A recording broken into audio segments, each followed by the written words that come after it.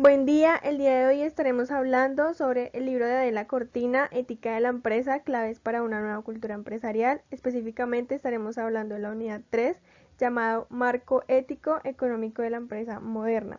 El grupo está conformado por Cristina Betancourt y quien les habla, María Paula Mora Díaz.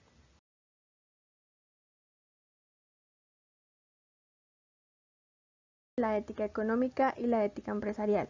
Es muy importante tener claro estos dos conceptos, ya que pues así se va a entender el resto del capítulo. Para empezar, Adela Cortina nos menciona que cuando hablamos de estas dos variables siempre nos referimos a tres expresiones estrechamente relacionadas entre sí, las cuales son ética económica, ética empresarial y la ética de los negocios. Además de esto, Adela Cortina nos menciona que se desata una viva polémica en donde se dice que los empresarios son los que manejan y dominan y además de eso son los que crean la riqueza. En este sentido, entonces definimos una ética capitalista como que es un sistema político, social y económico en el que grandes empresas y la propiedad privada desempeñan un papel fundamental y unas pocas personas controlan la propiedad, incluyendo los activos capitales, es decir, terrenos, fábricas, dinero, bonos, y así podemos decir que la base moral del sistema capitalista se encontraría en el espíritu de la empresa, es decir, cuando se recupera una empresa.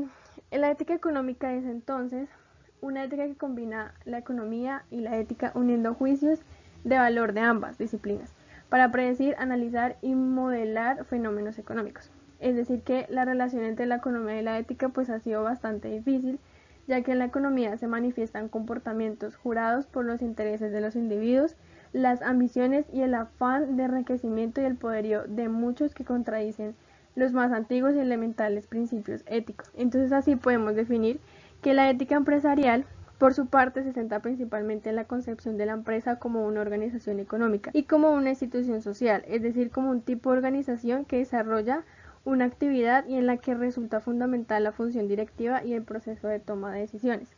Es decir, que la ética empresarial engloba una serie de valores y principios por las cuales se rige una empresa a la hora de llevar a cabo acciones y actividad es la parte indispensable en una empresa, ya que hablamos de la moralidad del ser humano y una empresa debe tener esto.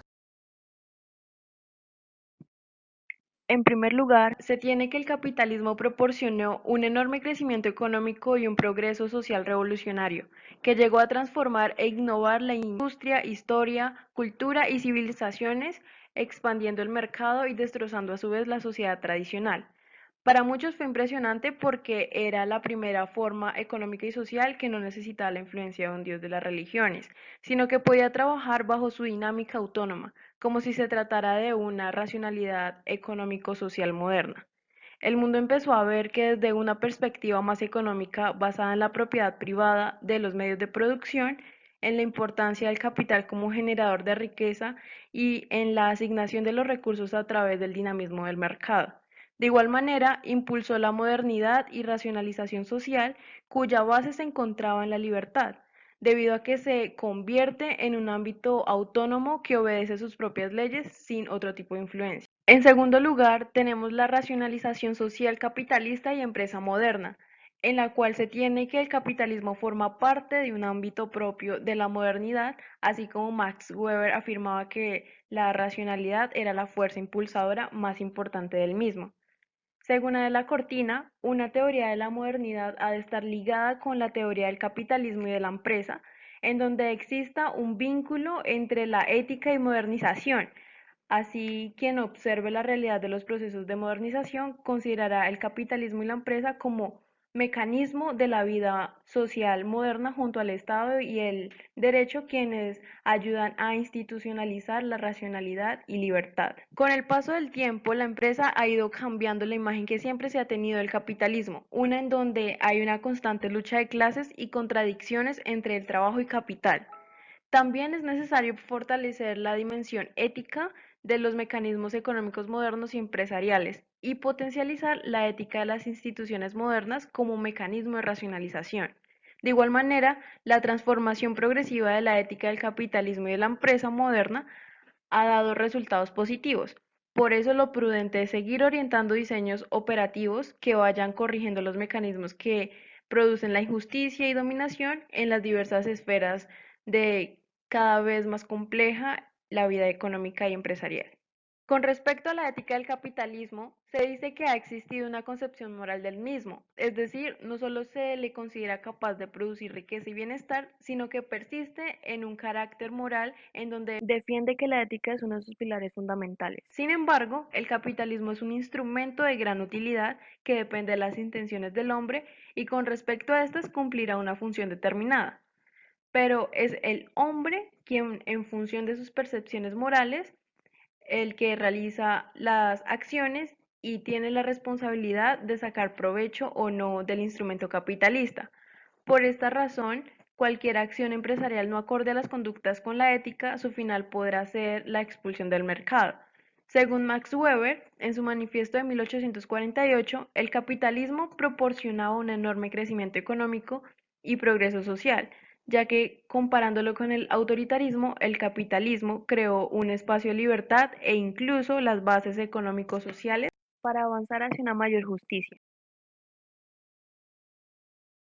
Bueno, ahí la cortina nos dice que esto nace de la propia naturaleza humana, ya que pues allí encontramos que el principio básico de la ética que inspira la actividad económica es el interés individual, ya que la autoafirmación del propio ser, el instinto natural de conservación, esto se desarrolla en medio de la conciencia humana, constituye el fundamento natural de la ética. Y allí nace el concepto de interés, que se convierte en un elemento esencial de la ética social moderna, ya que el interés individual constituye la mejor garantía del orden social y el interés económico. Y además de esto, pues es eficaz para regir los asuntos humanos. Y de allí nace el auge de la ética del amor propio y del egoísmo, que es ilustrado por Adam Smith. Y él nos decía que el deseo de mejorar la situación propia es una fuente inagotable de beneficios para la sociedad entera, ya que pues esto impulsa a crear, innovar y asumir riesgos. Aparte de esto, pues nace la mano invisible, que como todos sabemos es una metáfora que señala a la economía de mercado como herramienta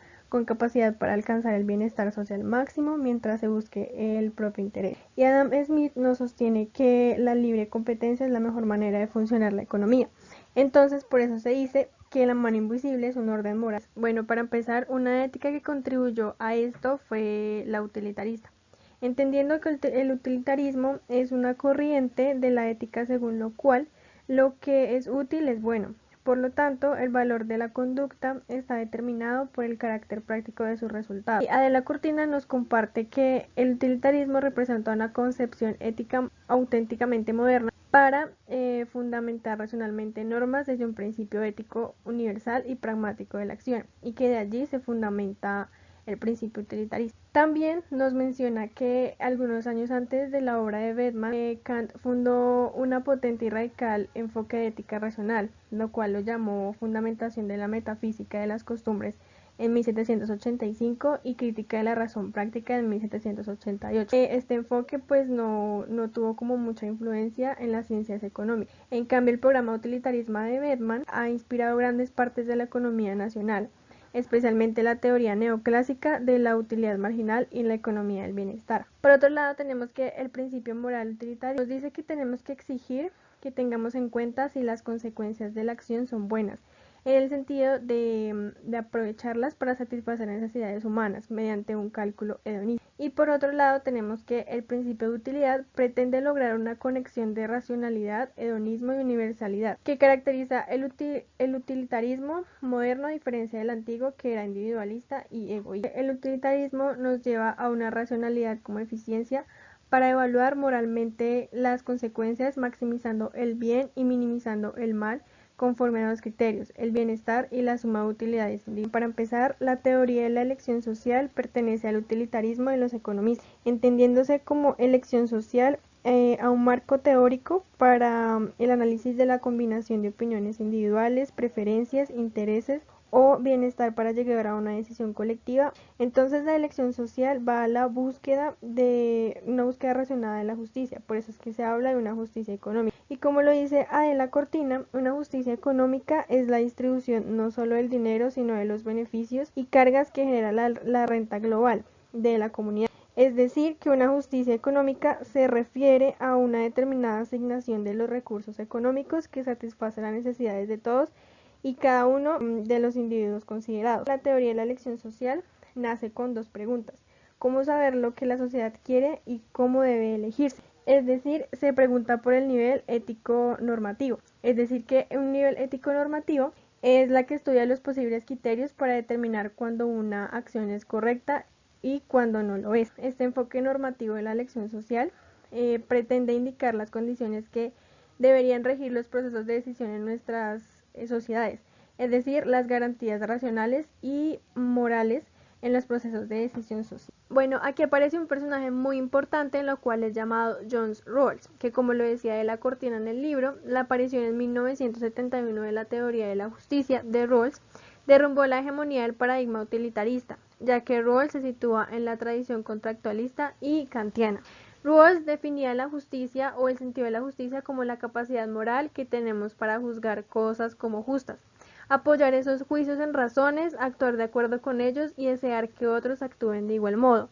Entonces, en este sentido, Rawls se enfocaba solo en la justicia distributiva, lo cual, como su nombre lo dice, se trataba de saber cómo se distribuyen los derechos y deberes en las instituciones sociales y de qué modo pueden conseguirse las máximas ventajas para la cooperación social. Desde la perspectiva de una denominada posición original, que una posición original era un experimento mental dentro de su teoría de la justicia y que buscaba reflejar con exactitud que los principios de la justicia, como lo eran la libertad y la igualdad, serían la manifestación de una sociedad democrática. Entonces, en ese sentido, como venía diciendo, desde la perspectiva de una denominada posición original, puede asegurarse que los acuerdos básicos a que se llega en un contrato social son justos en un sentido de equidad. Por otra parte, hay dos principios fundamentales.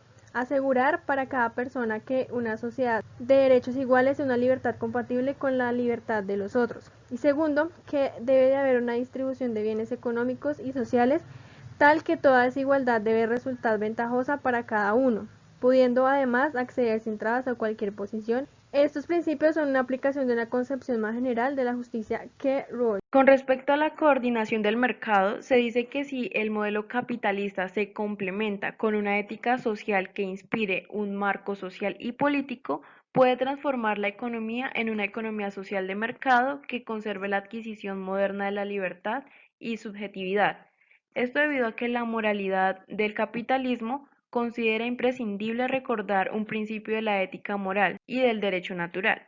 Por esta razón, se ha intentado complementar el subjetivismo moderno, el cual se refiere al sentido de la libertad del capitalismo. También se tiene que la racionalidad formal del mercado sirve para coordinar la multiplicidad de individuos autónomos, ayudando a la integración social. De igual manera, esta ética social del capitalismo cuenta con un marco ético, político y jurídico que posibilita y organiza el ejercicio de la libertad. Aparte de esto, se considera necesario la formación y coordinación de preferencias intentando consolidar la de unos con otros.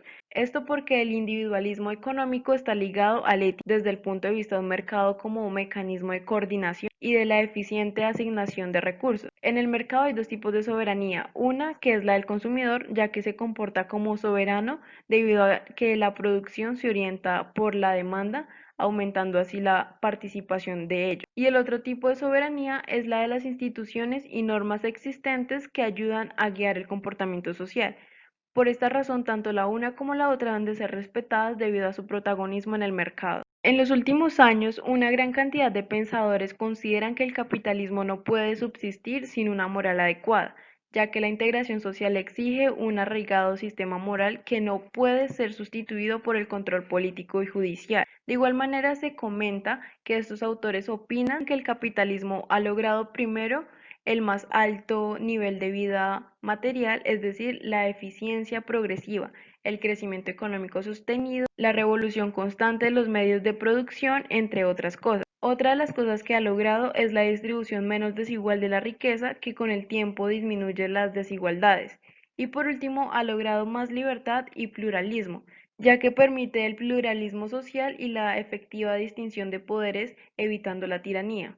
Aunque cabe aclarar que en la actualidad se ha visto un cambio impresionante, no muy positivo. También se tiene que el núcleo de este capitalismo es la ética que defiende la autonomía individual y sus instituciones que aseguren la integridad. Para entender acerca del capitalismo social y management comunicativo, se debe tener en cuenta primero la ética discursiva, la cual pretende transformar la racionalidad económica por medio de la racionalidad comunicativa, ayudando a corregir el desarrollo económico sistémico desde la perspectiva del mundo de la vida e impulsa la transformación social del capitalismo. El segundo factor importante es el nuevo entendimiento que se le da a la ciencia, debido a que la economía social se interesa por los procesos de decisión y por los presupuestos institucionales de la acción racional para lograr un orden social y económico justo. Y por último, se tiene que el nuevo liberalismo social y socialismo democrático podrían inspirarse en una economía dialógica y de este modo superar el déficit de racionalidad de la socialdemocracia convencional,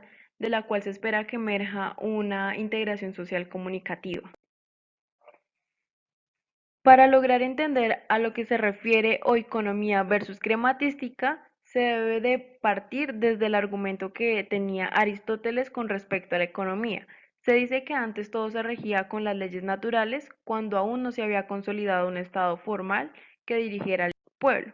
Junto a este modo natural viene dado el concepto de economía, lo que significa administración del hogar, es decir, a una escala menor comparado a como es en la actualidad. Y por otro lado se entendía en ese tiempo como crematística a la adquisición y utilización de los bienes domésticos. Una vez inventado el dinero, surge la crematística comercial o productiva que tiene lugar a la adquisición del máximo lucro posible. Y por último se tiene como reto para el futuro empresarial vivir un sentido de comunidad moral con una configuración mediante la incorporación del espíritu de cooperación en la estructura y organización técnica de la empresa, percatándose a tiempo de las nuevas realidades y relaciones económicas, identificar con lucidez dónde se encuentran los nudos más conflictivos y en general fomentar una comunidad moral empresarial basada en la ética de la justicia, cooperación y solidaridad. El factor decisivo para el crecimiento económico y la fuente predominante del poder en la empresa ha sido la organización como tal.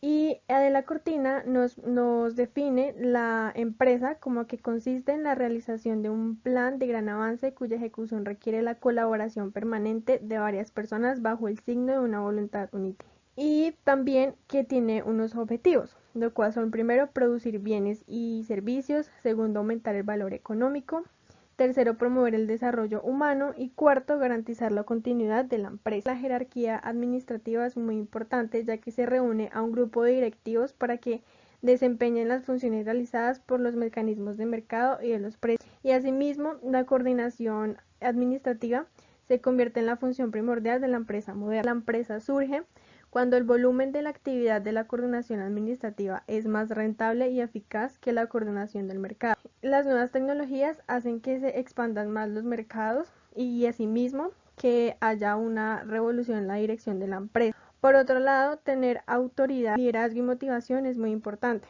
ya que la autoridad es alguien que tiene la autoridad de dirigir y coordinar el trabajo, con una autoridad moral basada en condiciones de liderazgo y motivación y que es capaz de orientar los esfuerzos y contribuciones de los diversos miembros. Muy importante tener una organización en la empresa para que así se vea reflejado en el futuro.